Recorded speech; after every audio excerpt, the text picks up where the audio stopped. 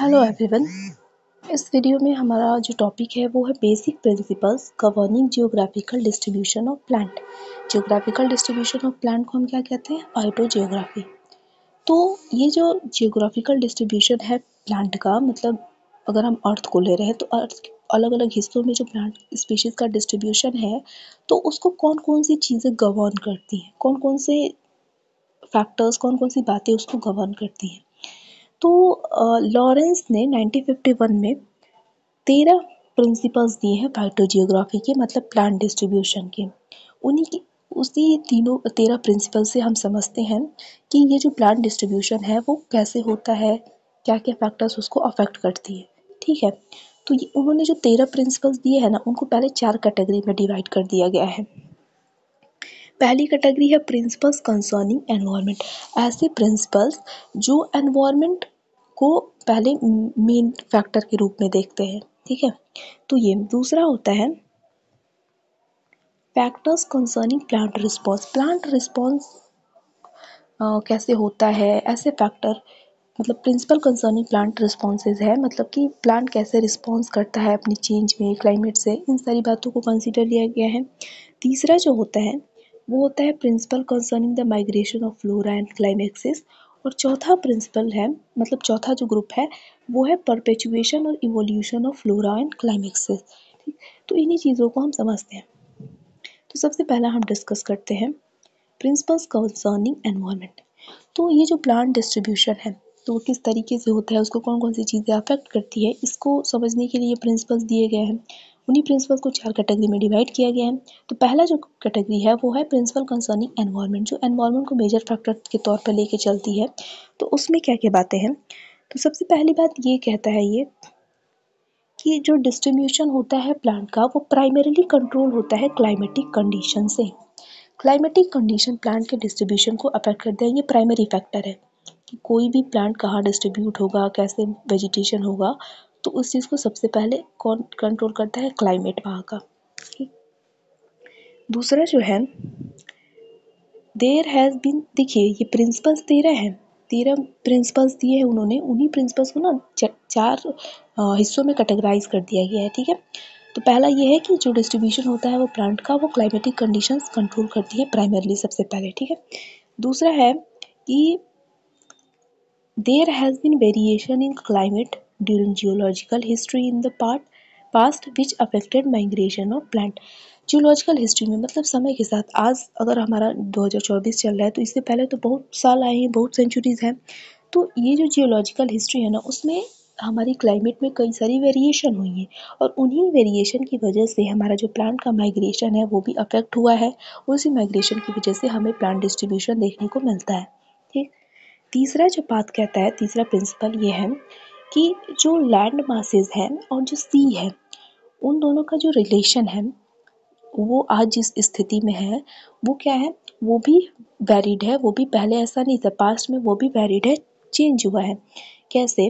कि जो large land masses थी वो क्या हो गई? वो स्प्लिट हो गई, अलग अलग हो गई, और उन्होंने नए लैंड मासेस या फिर कॉन्टिनेंट्स बना दिए।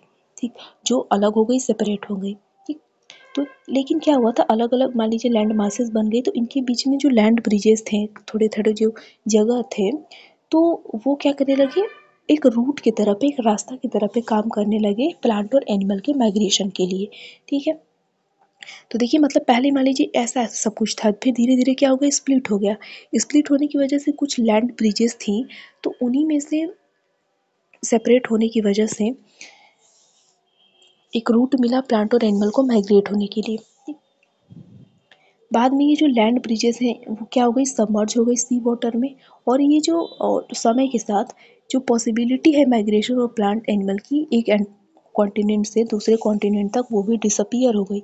मतलब पहले क्या था कि लैंड, एक सेकेंड, तीसरा प्रिंसिपल ये कहता है कि मान लीजिए पहले सी वाटर और लैंड ब्रिजेस का कुछ एक रिलेशन था, कुछ स्थिति में थी। फिर क्या हुआ कि लैंड, ये जो मास है वो स्प्लिट हो गया, टुकड़ों में बट गया, कॉन्टिनेंट बन गई। उन कॉन्टिनेंट के बीच में क्या हुआ कि कुछ लैंड ब्रिजेस थी, उन्हीं ब्रिजेस की वजह से प्लांट और एनिमल को माइग्रेट करते थे। ठीक है, फिर क्या हुआ? ये लैंड ब्रिजेस क्या हो गई? पानी में सबमर्ज हो गई, सी वाटर में सबमर्ज हो गई, जिसकी वजह से जो प्लांट और एनिमल का माइग्रेशन है वो एक तरीके से बिल्कुल क्या हो गया, डिसअपियर हो गया हमेशा के लिए। ये तीसरा प्रिंसिपल है। चौथा प्रिंसिपल क्या कहता है, चौथा प्रिंसिपल ये कहता है कि जो सॉइल कंडीशंस होते हैं प्लेन्स पे और माउंटेन्स पे डिफरेंट लैंड मासेस की, वो सेकेंडरी कंट्रोल शो करती है किसी भी वेजिटेशन के डिस्ट्रीब्यूशन के लिए।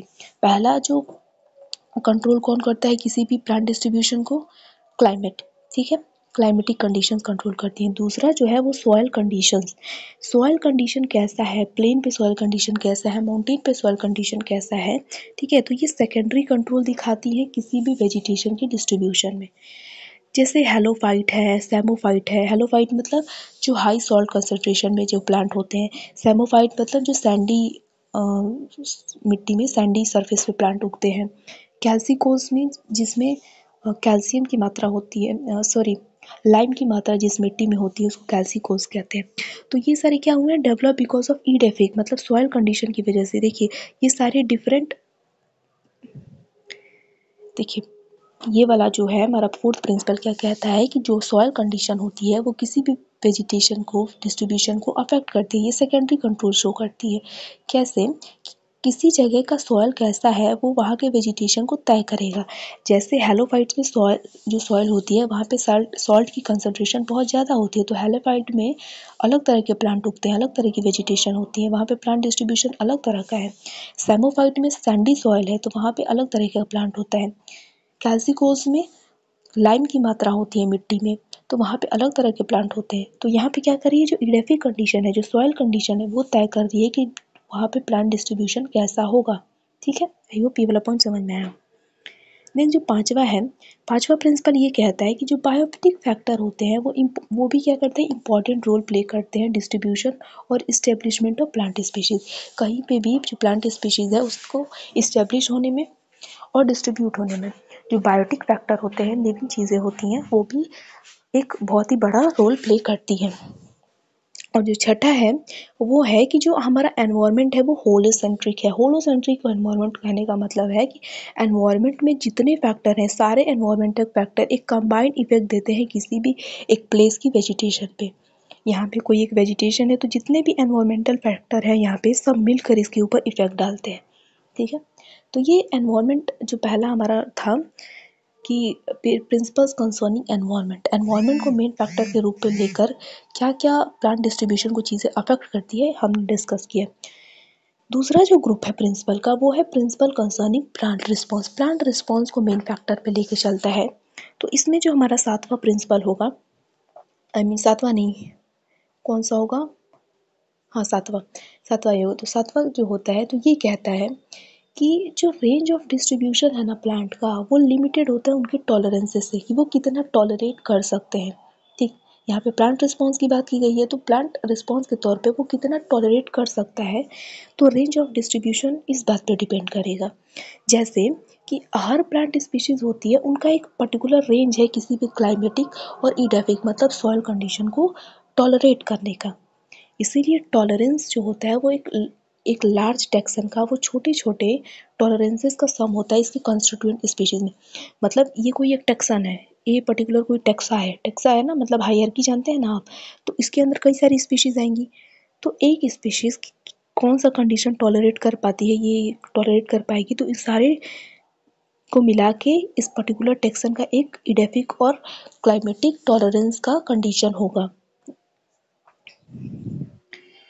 ये पॉइंट कहती है। नेक्स्ट पॉइंट क्या कहता है कि ये जो टॉलरेंसेस है कि कोई एक प्लांट स्पीशीज एक पर्टिकुलर रेंज ही क्लाइमेट और इडेफिक मतलब सॉइल कंडीशन को टॉलरेट कर पाएगी, तो ये जेनेटिक बेसिस है इसका। एक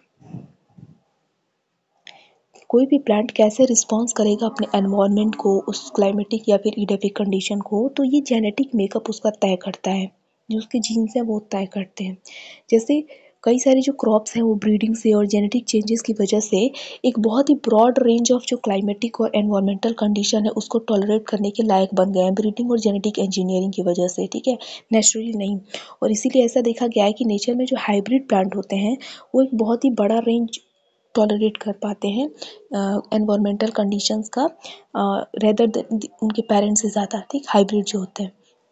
और नेक्स्ट जो पार्ट है कि डिफरेंट जो ऑन्टोजेनिक फेज मतलब कि हम कह सकते हैं फर्टिलाइजेशन से लेकर जो अडल्ट होने तक का स्टेज है सब ऑन्टोजेनिक फेज ही है। तो हर फेज़ में सेम तरह का टॉलरेंस नहीं होता है। अलग अलग लाइफ स्टेज के दौरान, अलग अलग ऑन्टोजेनिक फेज़ के दौरान टॉलरेट करने की जो क्षमता है, सहने की जो क्षमता है, वो बदलती रहती है। ठीक है, जैसे जो सीड होते हैं और जो मैच्योर प्लांट होते हैं, वो क्या कर सकते हैं, वो ज़्यादा टॉलरेट कर सकते हैं टेम्परेचर चेंज को और मॉइस्चर को। लेकिन जो सीडलिंग होता है, छोटा सा जो पौधा होता है, एकदम अभी नया नया निकलता है, तो वो उतना टॉलरेट नहीं कर पाएगा। बहुत ज़्यादा टेम्परेचर हुआ तो ख़त्म हो जाएगा, बहुत ज़्यादा मॉइस्चर हुआ तभी भी वो ख़राब हो जाएगा। तो क्या होता है, टॉलरेंस भी क्या करता है कि अलग अलग लाइफ स्टेजेस पे वेरिएशन होता रहता है उसका। तो ये दूसरा जो कैटेगरी था कि प्लांट रिस्पॉन्सेज किस तरीके से अफेक्ट करती है प्लांट डिस्ट्रीब्यूशन को, तो ये पॉइंट था। तो इसमें हमने क्या देखा, सबसे पहले कि कोई भी प्लांट स्पीशीज होती है वो एक पर्टिकुलर रेंज ही क्या कर पाती है, टॉलरेट कर पाती है क्लाइमेटिक और सॉइल कंडीशन को। ठीक है, दूसरा पॉइंट ये कह रहा था इसमें कि जो ये टॉलरेंस करने की क्षमता है, सहने की जो क्षमता है एनवायरमेंटल कंडीशन को, वो जेनेटिक मेकअप उसका बताता है, जीन्स डिसाइड करते हैं। और जो हाइब्रिड होते हैं प्लांट, वो ज़्यादा टॉलरेट कर पाते हैं, ज़्यादा एनवायरमेंटल कंडीशन को टॉलरेट कर पाते हैं देन दियर पेरेंट। और तीसरा पॉइंट ये था कि जो अलग अलग लाइफ स्टेज पे टॉलरेट करने की जो क्षमता है वो बदलती रहती है। ठीक, ये पॉइंट हुआ। नेक्स्ट जो है principle concerning the migration of flora and climaxes. Climaxes यहाँ पे मतलब क्लाइमेक्स कम्युनिटी, जो एकदम स्टेबल कम्युनिटी होती है, तो वो क्लाइमेक्स कम्युनिटी होती है। तो यहाँ पे ये बात की गई है कि फ्लोरा जो है प्लांट स्पीशीज है, उसका माइग्रेशन और उसका क्लाइमेक्स कम्युनिटी बनने तक का जो सफ़र है, वहाँ तक क्या अफेक्ट होता है, ये बात डिस्कस की गई है। तो यहाँ पे जो 10 प्रिंसिपल है वो ये कहता है कि पास में लार्ज स्केल माइग्रेशन हुए हैं। ठीक, बहुत बड़ा स्केल पे माइग्रेशन हुआ है, और इस बात का एविडेंस, इस बात का प्रूफ हमें फॉसिल और पैलियो इकोलॉजिकल एविडेंसेस से मिलता है। ठीक है, और ये बात हमें पता चली है कि मीसोजोइक एरा में और टर्शियरी पीरियड में एक बहुत ही लार्ज स्केल में माइग्रेशन हुआ था। नेक्स्ट ये बताता है कि माइग्रेशन जो हुआ था वो ट्रांसपोर्ट और इस्टेब्लिशमेंट से हुआ था।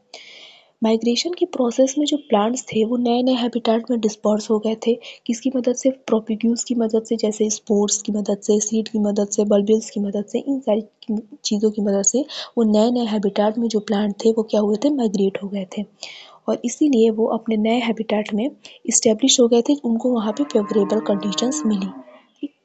और फिर वहाँ पे उन्होंने, वो प्लांट ने क्या किया, ग्रो किया, रिप्रोड्यूस किया और अपना प्रोजेनी क्या किया, इस्टेब्लिश कर दिया इकोलॉजिकल एडजस्टमेंट के द्वारा। वहाँ पे इकोलॉजिकल कंडीशन को उन्होंने क्या किया, अडेप्ट किया और वहाँ पे इस्टेब्लिश हो गए।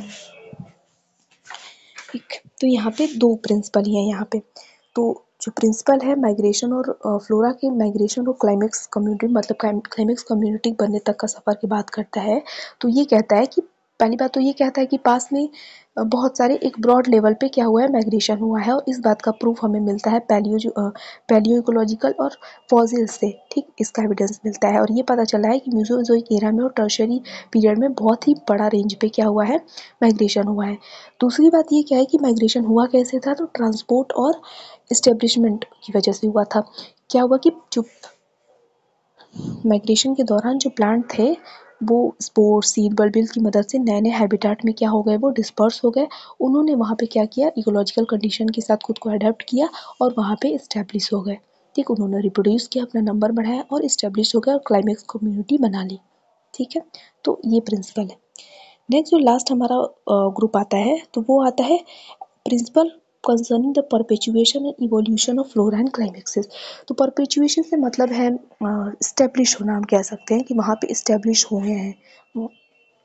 तो ऐसे प्रिंसिपल यहाँ पे बात करते हैं कि जो फ्लोरा का इस्टेब्लिशमेंट है और इवोल्यूशन है, ठीक, क्लाइमेक्स कम्युनिटी में, उसकी बात करते हैं। जैसे यहाँ पे है ना कि माइग्रेट होके वहाँ पे गए और वहाँ पे वो इस्टेब्लिश हो गए, तो कैसे हुआ ये बात करता है यहाँ पे। तो जो परचुपेशन है वो सबसे पहले डिपेंड करता है माइग्रेशन पे। ठीक, उसके अलावा एंड सेकेंडरी डिपेंड करता है ability of species to transmit the favourable variation to the progenies. तो कोई एक पर्टिकुलर, मान लीजिए यहाँ पे नया हैबिटेट में कोई माइग्रेट करके प्लांट स्पीशीज आई, उसने रिप्रोड्यूस किया, लेकिन तो वहाँ पे वो इस्टेब्लिश हुआ था, पहली बार तो माइग्रेट करके आया, तो उसने उस एनवायरमेंटल कंडीशन को अडॉप्ट किया होगा, तो वो उसकी एबिलिटी थी उसने रिप्रोड्यूस किया, अपनी प्रोजेनी बढ़ाई, लेकिन इस्टेब्लिश होगा उसकी पूरी एक क्लाइमेक्स कम्युनिटी तभी बनेगी जब उसके बच्चे में, उसकी प्रोजेनी में भी वो क्षमता होगी कि वो उस कंडीशन को अडेप्ट कर सके। तो यही बात यहाँ पे लिखी गई है कि जो परचिपुएशन है सबसे पहले तो माइग्रेशन पे डिपेंड करता है कि माइग्रेट होकर वो कहीं जाएगा। उसके बाद सेकेंडरी डिपेंड करता है कि वो स्पीशीज़ की एबिलिटी है कि नहीं, कि वो अपने फेवरेबल वेरिएशन को अपनी प्रोजेनी में पास कर सकता है कि नहीं। पास कर देगा तब तो ठीक है, वो भी इस्टेब्लिश हो जाएगी। और इवोल्यूशन जो है फ्लोरा और क्लाइमेक्स कम्युनिटी का, वो डिपेंड करता है माइग्रेशन पे, evolution of species and environmental selection पे। एनवायरमेंटल नेचुरल सिलेक्शन भी होना चाहिए, वो नेचर भी उसको सेलेक्ट करनी चाहिए, जो उसके फेवरेबल वेरिएशंस होंगे, ट्रेट होंगे, वो उनको सेलेक्ट करेगा और इस्टेब्लिश करेगा। ठीक, तो ये जो हमारा टॉपिक था कि कौन कौन से बेसिक प्रिंसिपल्स हैं जो प्लांट डिस्ट्रीब्यूशन को अफेक्ट करते हैं, ये बात हमने डिस्कस की। ठीक, 13 प्रिंसिपल है जिनको 4 कैटेगरी में डिवाइड किया गया है।